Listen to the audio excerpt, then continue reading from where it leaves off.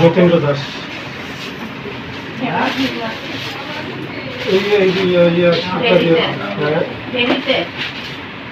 রাস্তার মধ্যে আর কি, রাস্তার মধ্যে ওই যে ইটের টুকরা আছে না, ইটের টুকরা দিয়ে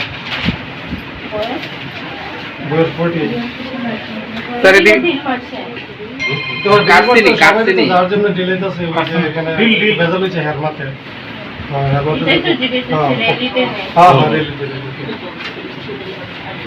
আরো অনেকে হয়েছে।